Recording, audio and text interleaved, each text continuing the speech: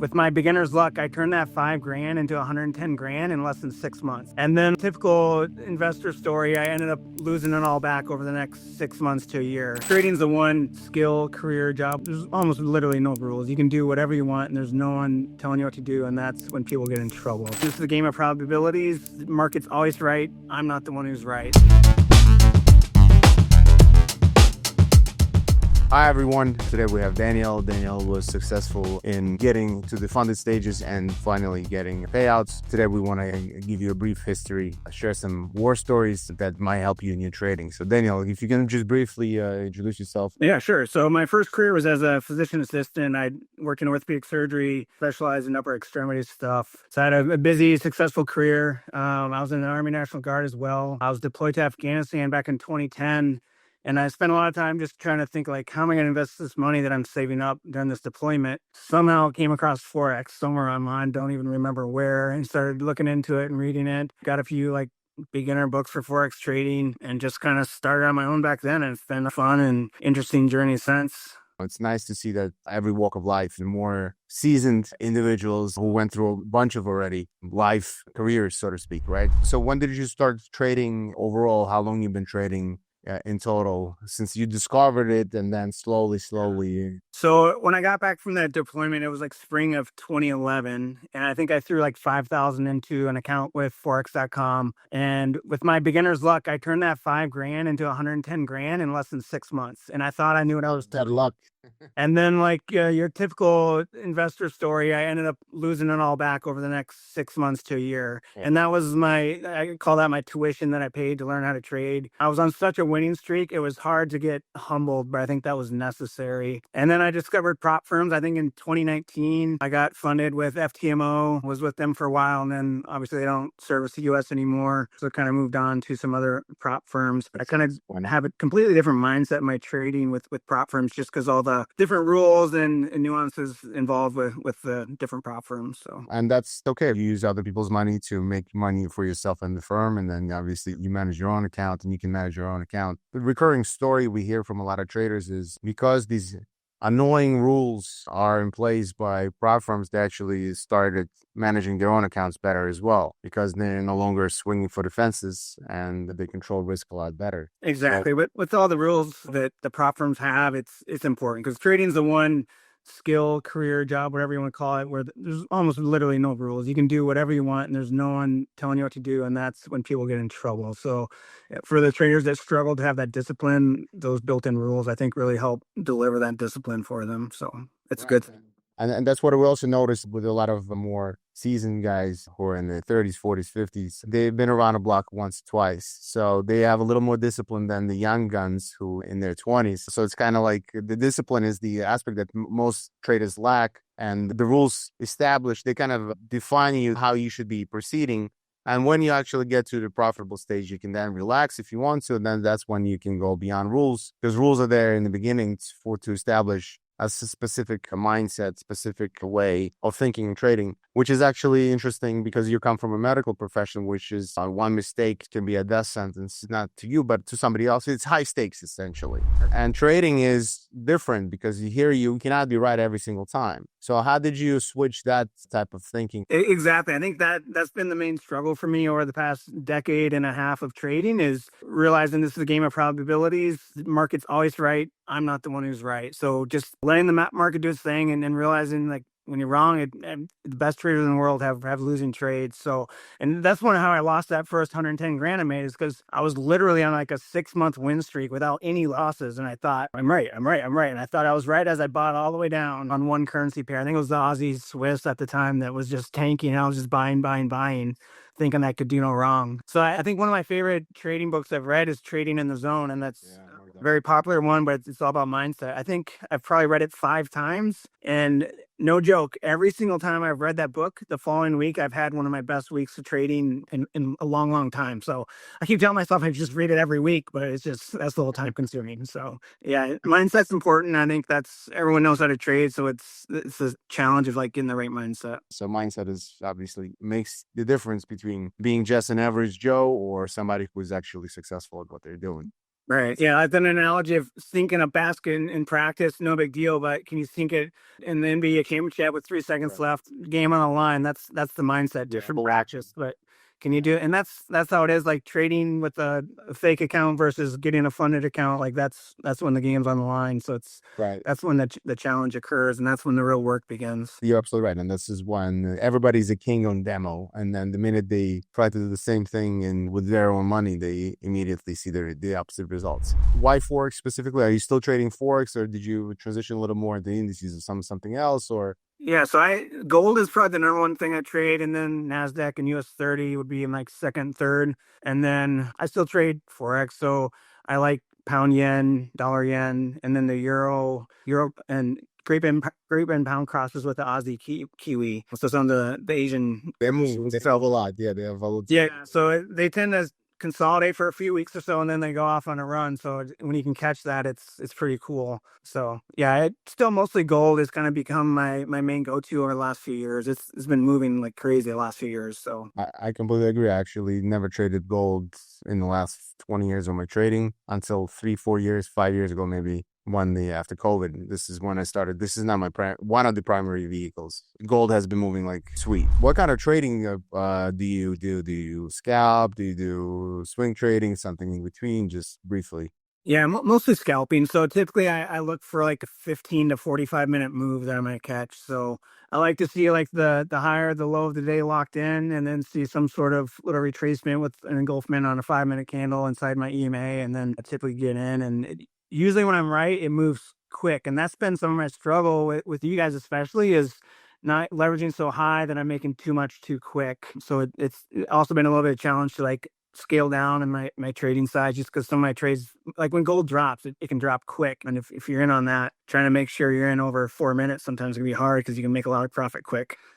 That's fine. Once the rules are there in the beginning, but those rules can be adjusted once we get to know somebody. There's a funded stage, then there is also a backing stage. Just because somebody got funded, paid out once, I can't just put a lot of money behind the person because that's not a track record. There's another stage to being funded that's nobody talks about usually. It's when you have some consistency going on already. 3 payouts, 4 payouts. Then I can say, okay, this guy knows what he's doing. Under pressure because now he's making money and he has something on this at stake. So we're open to adjusting a few things once we actually see an established trader because everybody has their different styles. As long as the main criteria is that we know that he understands risk management correctly. And it happens to everybody. Once every few years you hear like a big whale blows up, some oil trader at some bank or some other guy at some forex desk, just the ego just starts tripping and they create havoc right in the market. What about futures though? You like the MT5 CFDs type of stuff or? Yeah, I haven't gotten into futures yet. I plan on it though. Okay. That's my next step. Because you should try it out because obviously it's a centralized exchange. So all the information you see, buy, sells, you see all the order book, even though it might not be relevant to you, the price I see, the price you see, the price everybody gets, it's the same information. And it's not that forex brokers are cheating or this and that. It's just a decentralized market because it's just the nature of liquidity there. You obviously been around the block and took your a decade plus in trading. How long did it take you to get profitable? It's kind of not a streamlined journey here. So I was working as a PA. I was making great money doing that. And I kind of just left trading to the side and I would go days without even checking a trade and logging like, oh, that's a great profit and close it out and be happy. And I was trading very low leverage, but like on a great win streak, but I was making money work and I didn't really need it. And then there's one day I was working in clinic and I made 28 grand in one day trading. And I was just like, maybe I should look into get more serious about this if I can make that much in a day. So I ended up quitting my job in 2019 as a PA and just went solo trading. And then I found that it was much more stressful when I didn't have that income and I was relying on trading income, right? So I started over trading, making all the beginner mistakes all over again. So I went back to work and about 2 years later, and my goal this time was like, all right, I'm just going to get a job that provides my basic living expenses to take the stress off trading. And I did that for a few years and found that it worked great. And now I've gotten recently back to the point where I'm not working again and just trading. So I'd say things really started clicking. There's only one trader I really follow, watch, get guidance from, and it's Stacy Burke. He has a lot of YouTube videos, and it's just because his style lines up with mine. So I started watching his videos probably 2021 or so, and pretty consistently still watch him. It aligns with my style of trading. So I say things really started to click once I kind of started to really understand his content. It took a while. It took probably a year of watching it to where I really started to understand it. So it's a lot on the surface stuff, but then when you really start to understand, there's one thing that like watch someone draw a picture and understand what they're drawing, but then to do it on your own, it's like you can watch someone do a surgery, but then can you do it the next time, kind of thing. So it took just that learning time to really like understand his style, which ultimately kind of aligned, like I said, with my mentality and how I want to trade. And that's how it usually works. So you start that way as well. You imitate, you watch, and then you can slice and dice yourself. Same thing with as you point out in surgery, right? First you observe, then you learn, and then now you can slice and dice yourself. I think you need that in order to be patient, which I think most people know that patience is key. Like you can be right all day, but if you're not patient to get in at the right time, like handling that drawdown when you're early is tough. So that's one of my favorite trading quotes. Is Jim Rogers said, something like, "I like to wait until the money's just laying on the floor in the corner. All you got to do is walk over and pick it up." And that's I can be looking for a short setup, and then you think it's happening, you get in, but then there's that moment when you see the pattern, like now it's there now. So finding that patience to wait till you feel that, like, okay, now I have no doubt this is going now. That's been the struggle and the main learning process for me is that patience. And like I said, when you're relying on income and feeling like you have to make a bunch to survive, it's really hard to be patient. So it's not a good. And I call it like the paradox of Wall Street. The Wall Street attracts usually highly impatient, macho, bravado type of personalities that I want it now, want it yesterday, immediately, bam. And I had to kill the gambler degenerate in me in order for me to become successful, have a successful career, and become profitable. Because the patience is a motherfucker. And the beautiful thing about the markets as a teacher is it will just beat you down with a stick until you get it. You're going to keep losing until you're like one day, okay, I'm repeating the same stupid mistake over and over again. And this is why you eventually stop doing it. The faster you notice your mistakes, the faster you're going to become profitable. Do you keep a journal, or do you keep trades, or how did you develop your strategy overall? Maybe you can share some insight as to, like, if somebody is more on the newer side of things, how do you develop that discipline without just being beaten over the head with a stick constantly? So I don't keep a journal. I definitely think it'd be something good to do. Something I probably kick myself for pretty regularly, because I think there's zero harm in keeping a journal. I know there's a lot of benefits to it. It's always good to kind of reflect on your trades. I typically tend to take screenshots of, like, when I see that picture perfect setup for what I do, and try to just get those imprinted in my mind. So when I see them again, like, you recognize it. That's journaling. I mean, it's not detailed, but I take pictures of myself. I don't have a spreadsheet, quadrillion different things. But I'm a visual person. So when I see similarities in pictures, it's a lot easier than just have endless data that nobody will ever look at. And everybody has different mindsets. Some people are more quants-like, and they need that endless stream of data that they can crunch, and et cetera. So like you pointed out, there's so many ways of making money in the trading that there's no wrong way. There's only one right way. It's when you make money, and that's it. Right? Exactly. You could be long gold and I be short gold, and we could both be right, because our time frames may be different. So yeah.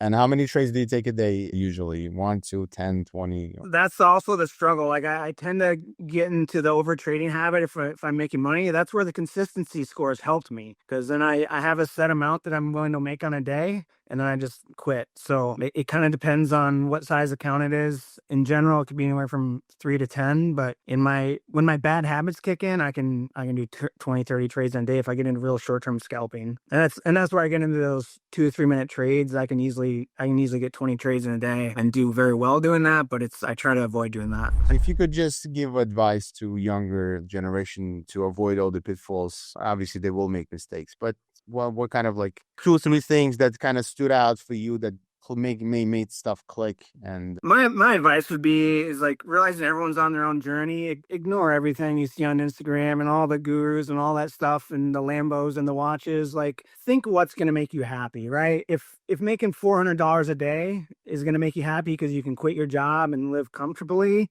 like, focus on that. Get your 400 and be done for the day. I can't tell you how many times I can look back and say, man, if I had just done what was sufficient to make me happy, I wouldn't have over traded, over leveraged, and blown my account. I've done that so many times, and I think I finally learned my lesson. But I think you're never safe from that gambling mindset when you're a trader. So it will constantly humble you unless you stay very disciplined. So that's my biggest advice: is be patient, do less, like trade less, be happy with less, and you'll do much better in the long run than trying to make your 15-20 grand in a day doing that YOLO trade, because you're gonna blow it if you keep doing that, I guaranteed. But if you can just be happy with a small amount that you can live off, like start with that and then grow it slowly if you get consistent. Couldn't have said it better myself. On that positive note, thank you everyone for watching. Check us out next time and be safe and be profitable. Cheers. Thanks.